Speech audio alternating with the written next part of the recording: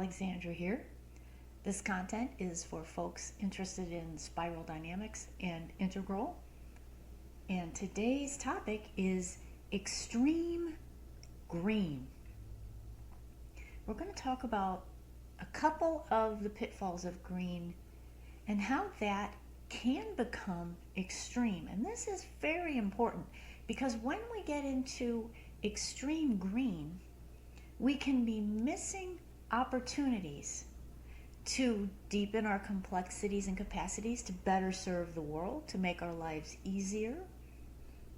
And if we're in a transition between green and teal, and we're stuck in green and looping around in green, this can be very hard. So I've talked about, and as we know, in the 1960s, our culture had a huge transformation because 10% of stage green came online, and we had all the human rights movements and civil rights and women's rights and LGBTQ plus rights and animal rights and environmental rights. And of course, Spiral Dynamics, the book by Don Beck and Christopher Cohen, says teal is a profoundly effective stage. And so as we go into teal from green, we deepen our authenticity even more. We resolve emotional issues to a larger degree, and it's a much more grounded stage. But what can prevent us from getting there? We know that green can be a little bit codependent, because if we're already a touch codependent and we get into green, we're so open and so understanding, we may stay in relationships too long. And green is the first stage to relish inner work and doing parts work, which I talk about a lot. It's really useful for stage green. Now, if green is not working on themselves with professional resources, they're missing a huge opportunity to improve their well-being, to deepen their complexities and capacities, to move through stage green and get into teal. And there can be some heavy lifting here in stage green, because it is the first stage that really deeply wants to work on its inner landscape. But parts work is the doorway to moving through green, moving through the stages, not just improving our well-being, but actually improving our integration. Kim Barta explains that when we start doing parts work in green, green uses its empathy to throw a warm blanket all around the parts. By parts, I mean things that happen in our childhood. The residue from our childhood can live within us in different parts that are not integrated, and these can be hurt parts and vulnerable parts. So in green, the parts enter the living room. We kind of get to know them a little bit, throw a warm, loving blanket over them, because green is so empathetic. And of course, in teal, the parts begin to work together like a professional sports team. And that is why we start to become very, very effective. And of course, as we go into turquoise, the parts begin to work together synergistically without words, hence the quietude. And in integral, it's said that a lot of us put so much emphasis, it's called quadrant 1, the I. There's 4 quadrants: I, we, it, its, and some of the its would be culture, and we would be culture, and it could even be the body, by paying attention and doing body work and maybe holistic health and healing the body. So I'm focusing today on the I quadrant. And there are videos by Corey and Keith in Integral who talk about parts work, saying the quadrant I is the doorway. And that's why we talk about parts work so much. If we're not working on our parts, working on ourselves, it's a lot harder, it's a lot more painful, and because green is such a sensitive stage, and we can really miss an opportunity to get to teal, which is less in pain, less triggered because of all the work we've done on ourselves in green, and more solution focused. And Ken Wilber talks about the leap to teal from green as being extraordinary, and Claire Graves of Spiral Dynamics talks about the leap from green to teal as being cataclysmic. And the one of the we can sort of get into extreme green and stuck when we really don't study the stages or pay attention to the wisdom of the stages, because green is a stage where they still think they are, quote, the stage. So do all the stages previous to green. And so Ken Wilber explains green might think what the other stages are saying as, quote, wrong, childish, or just plain stupid. Think about that. Just plain stupid. Green can judge amber, especially when amber's in its shadow, especially in politics. Like if you have someone who's green is really progressive, and maybe amber who's right wing go into mean green and the scolding. So when we get to teal, now we even without the stages, I was just listening to Terry O'Fallon in a recording talk about how Teal sort of sees the stages anyway, even before they find integral or spiral dynamics or Susanne-Cook-Greuter's work. So one of the blocks of extreme green is that I see this all the time in integral groups. The conversation goes around in circles and circles and circles, and it might be centered on spiritual topics and talking about a certain type of practice by a famous guru and clear light, and that kind of topic it's increasing breadth, and there are some brilliant comments around it, but there isn't so much a balance between horizontal discourse and vertical discourse. So I was recently in one. We were in a Turquoise group talking. The facilitator was talking about Turquoise, and I mentioned parts work, and someone else mentioned parts work, and how that little comment contributes is now we've thrown in some teal into the conversation, because yes, anybody from any stage can do parts work, but teal absolutely loves parts work because it's so aware of its inner landscape. So that's how a conversation can become a little bit more vertical. And the conversation went on, and it was very, very beautiful and very, very, very abstract. And I really, really wanted to say something. I needed some input from the facilitator. I thought, I don't want to say this because I want to follow where the conversation's going. And yes, I'm entering Turquoise, but yes, the conversation is a lot circling at green. And then my second thought was, wait a minute, I'm in a Turquoise discussion group. So I did mention that I was going through a transition into early Turquoise, and that there had been some existential angst, and Terry O'Fallon's mentioned that it's a very hard transition.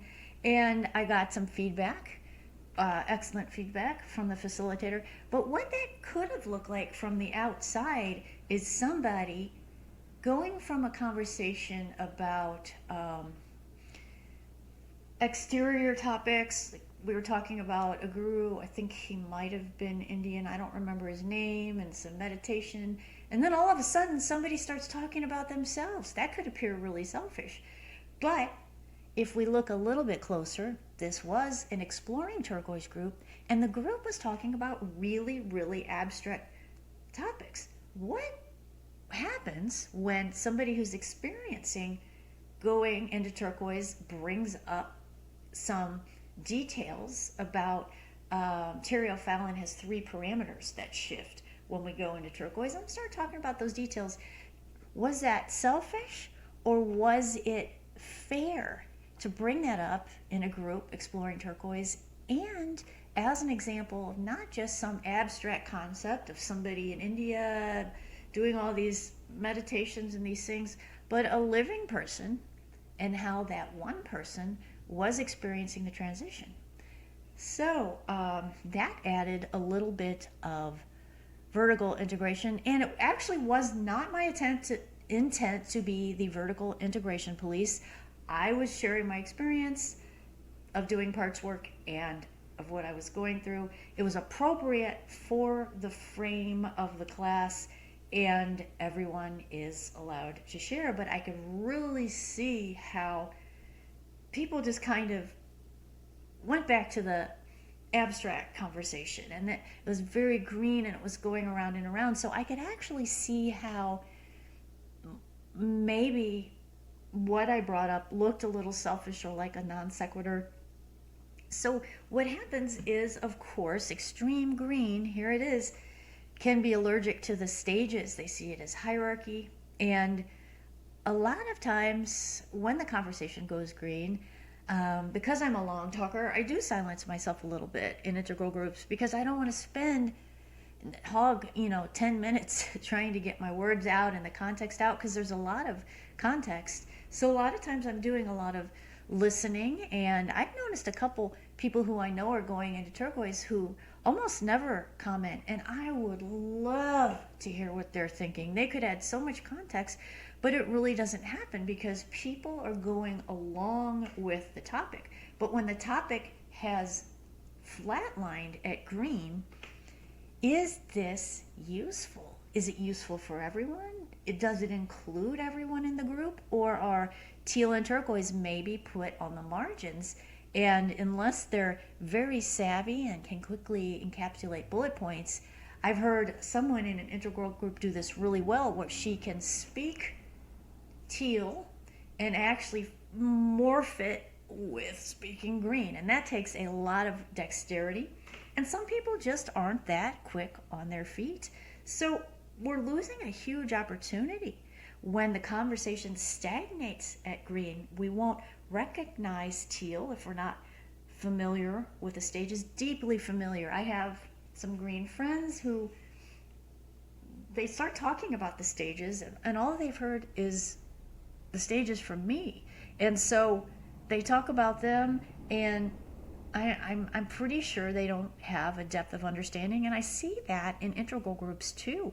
So if we haven't deeply studied the stages, and it's easy to do this just by watching videos, because the video will go into detail for you, and if you're interested, this is a quick and easy way to get a lot of details and a lot of context around the stage frameworks.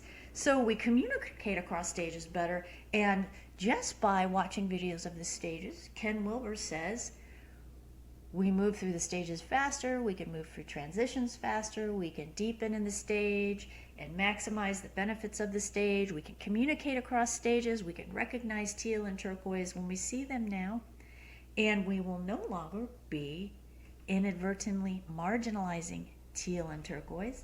This does happen, and it leaves teal and turquoise in a position of, are they going to let it go and go with the flow, or are they going to say something? And I've even heard an integral facilitator say something at the end of the group. She said she wasn't going to let the conversation get stuck at green. So the facilitators are aware of this, but at the same time, as we go through the stages, we actually get less controlling. So we're in a little bit of a conundrum about whether we just leave people be or whether we speak out. And this video is explaining how, if you're at stage green, or if you haven't studied the stages deeply, how you can be more inclusive and further embrace people around you if you're in discussion groups. And the other thing is, green has a lot of empathy, especially if they've been through something. However, if green hasn't been through something, this is sort of a pitfall or a block. They mistakenly think they understand. They aren't, unless they've really studied the stages and they're thinking in frameworks and with depth and breadth of context. They actually don't ask a lot of questions necessarily, not the same way teal or turquoise would of someone. So they automatically say, I totally understand, I understand, me too. And there have been so many times, even with my stage green friends, where, no, they didn't understand. And of course, I let it go, because we don't want to control other people. But I want to pose something. Stage green really values reciprocity. But if stage green is not stepping up to the plate in these discussion groups, or if they have friends at Teal or Turquoise and they haven't familiarized themselves with the framework or the language or the context of Teal and Turquoise, now it's 100% on the Teal and Turquoise people to detach, to speak stage green, to ask themselves if they want to try to explain themselves, to constantly adjust. It's a lot of work, and it's, we really want to be seen, and we really don't stop caring if we're seen until like late Turquoise. So a lot of times late yellow or teal can feel invisible, early Turquoise can feel invisible, and you're asking a lot for your acquaintances and friends at early Turquoise to have to transition into mid or late Turquoise to no longer be affected by this invisibility. And invisibility is real. Think about that. There is 0.05% of the population at Turquoise. And so green is asking a lot for someone to get to the point where they are completely detached from wanting and needing to be seen. And now this can vary from person to person. There are more sensitive types. Sometimes the INTJs and types that are more thinking are really good at explaining and encapsulating. But I've seen a person who's an INTJ say they wanted to talk about the stages in a group that was mostly green, and green didn't want to. And I did notice he never came back to that group. So but I also know someone who's at stage teal and loves and doesn't mind being in stage green conversations because she encapsulates and bullet points really, really well. So it does vary from person to person. And of course, if someone's at mid-teal is so independent and has such a robust identity. For me, when I was at mid-teal, I could care less if I was seen or not. I was doing my own thing. So I want to talk about an example where I was in an integral group, and I think half the people got the context. So if people hadn't studied stage context, they wouldn't have got it. They would have missed the context of this. We were talking about political messaging, and I said I'd seen a podcast where the podcaster said, hey, Democrats, number 1, don't scold. Number 2, 2 to 3 word phrases. Number 3, commonalities such as populism. And a few people laughed and a few people didn't. And I think the people who laughed got the context that we're talking about Democrats, progressive messaging to Amber. Don't scold. Obviously, Amber has us and them thinking wired in, especially at the shadow. So if they're scolded, they're going to lock down even further. And as we know from stage context, green is a more whole stage, so the progressives, and it's their responsibility to look back and to do the messaging. Amber isn't going to do the work. Amber is not at all interested in changing. And so 2 to 3 word phrases, people familiar with the stage framework would immediately realize Amber is anti-elite, anti-intellectual. This is wired in. So they don't want to hear 75 word messages delineating, some abstract paper some study did. They want strong 2 to 3 word phrases because another stage context, Amber likes strong man, a strong person. And of course, commonalities such as populism is again turning around the inherent us and them at Amber. So by learning the stages, we're speaking a common language. And so I said 3 bullet points: don't scold, 2 to 3 word phrases, commonalities such as populism.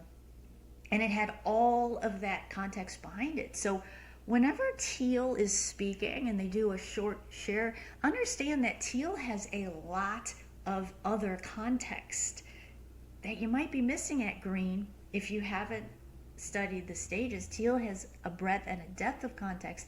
And so Teal, for those of us who are long talkers, doesn't have 20 minutes to explain the context around this. So what this fallacy is that Teal is hierarchical, But really, teal is compassion in action.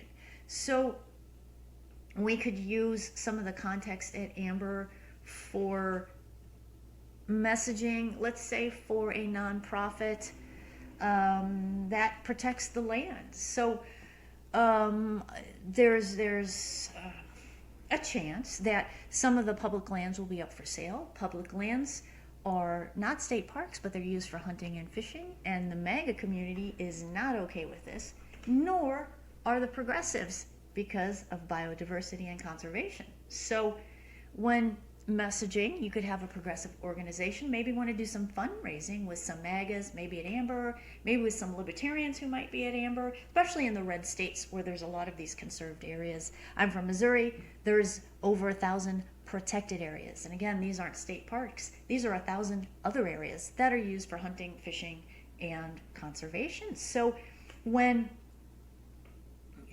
this organization, I'll call it Save Our Land, is going to message, we want to follow the same bullet points I just mentioned earlier for Amber. We don't want to sound elite. We don't want to talk about leveraging legal strategies to protect the biodiversity and sustainable environmental, leveraging the, on and on and on. You get my point.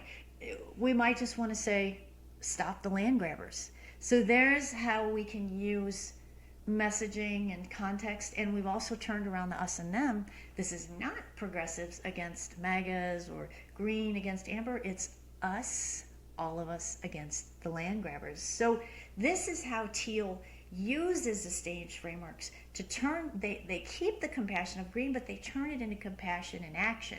And that's why Teal is so effective, and they're less triggered. They're so busy putting the stage frameworks into action and leveraging systems and meta systems and systems of systems that they're not insensitive. They just have really good coping skills. It's a fun stage. It's a stage of robust complexities and capacities, and teals are too busy focusing on the solution.